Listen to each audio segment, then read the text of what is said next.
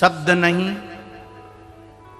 ऐसा कोई अक्षर नहीं जिसमें कोई मंत्र की शक्ति नहीं।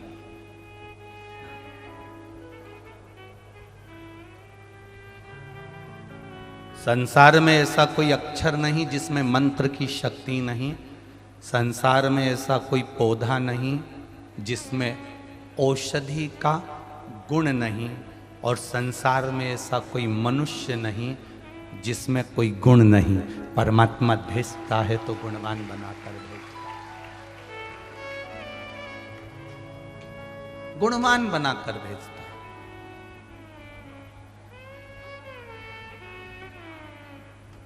एक बात आपसे पूछें, आप लोग भिलाई में रहते हैं,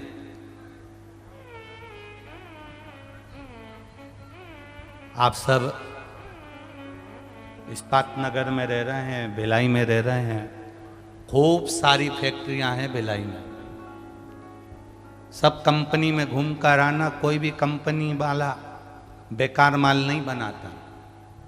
बनाता है क्या? जिस माल की कोई मतलब ही नहीं, जिसका कोई काम ही नहीं, उसको कोई फैक्ट्री का मालिक बनाएगा क्या? अरे बोलो तो जम के, नहीं बनाएगा।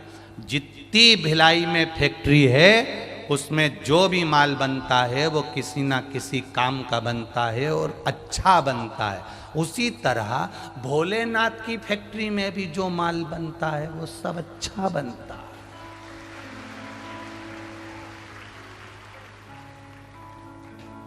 ये इतने सारे बैठे हो, ये भोलेनाथ की फैक्ट्री के मालिक तो हो, उसकी कंपनी के हो। क्या बुरा बनाया भगवान ने? हर व्यक्ति को भगवान ने गुणवान बनाकर भेजा। आप अपने कमरे में फालतू का सामान नहीं रखते, आप अपने कमरे में अटाला नहीं रखते, आप अपने कमरे में कबाड़ा नहीं रखते, आप अपने कमरे में कभी बहू के कमरे में सास अगर फालतू का सामान रखिया है तो बहू का मुंह फूल जाता है। हमारा कमरा है कि पंचायती घर है? तुम अपने कमरे में रखो, हमारे कमरे में फालतू सामान नहीं रखना। आप अपने कमरे में फालतू सामान नहीं रखते, कबाड़ा नहीं रखते, बेकार सामान नहीं रखते, किसी काम का सामान नहीं रखते, सब काम का सामान रखते हो, तो मेरा महादेव भी अपनी पृथ्वी पर काम वाले व्यक्ति को ही रखता है, बेकार फालतू को नहीं रखता। वो बेकार नहीं रखता, वो अच्छा ही रखता है। एक एक को जन्म दिया है उसने, और मृत्यु लोक में जिसको उसने जन्म दिया वो कोई साधारण सा नहीं है। आप अपनी कीमत को समझना। पृथ्वी पर एक भी पौधा लगा है तो वो पौधा साधारण नहीं, उसमें कुछ औषधि है।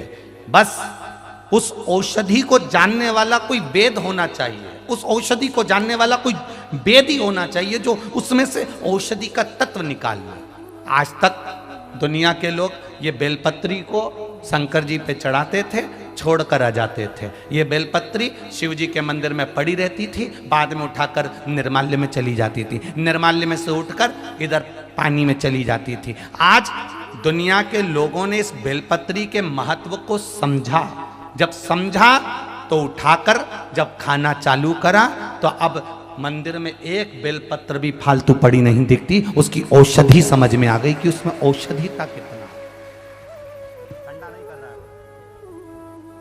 उसमें औषधिता कितना। बोलो सही है कि गलत है? जब तक नहीं समझते थे बेलपत्री चढ़ाया और आ गए। अब तुम बेलपत्री चढ़ाते हो तो तुम्हारी बेलपत्री चढ़ी हुई देखकर दूसरी रुक जाती है, ये चढ़ाएगी, मैं उठाऊं। बोलो सही है कि गलत है?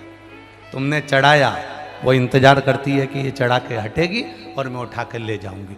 एक एक शंकर जी के मंदिर में बेलपत्री नहीं मिलती। महाराज भी परेशान है कि पहले तो मिल जाती थी तो धोखे चढ़ा देते थे, आज के ज़माने में एक नहीं मिले, जो मिले लोग अपने घर वालों के लिए लेकर चले जाते हैं। और सिद्धता है, शिव जी पे चढ़ी हुई बेलपत्र शुगर, बीपी, थायराइड, ऐसी कोई बीमारी हो बड़ी से बड़ी बीमारी में भी अगर शंकर भगवान पे चढ़ी हुई बेलपत्र कुंदकेश्वर महादेव का नाम लेकर खाया जाए तो वो बीमारी हटना चालू हो जाती है। शिव तत्व समाया है। भगवान ने ऐसा कोई पौधा नहीं बनाया जिसको औषधि नहीं, भगवान ने ऐसा कोई शब्द नहीं बनाया जिसमें मंत्र नहीं, और भगवान ने ऐसा कोई मनुष्य नहीं बनाया जिसमें गुण नहीं।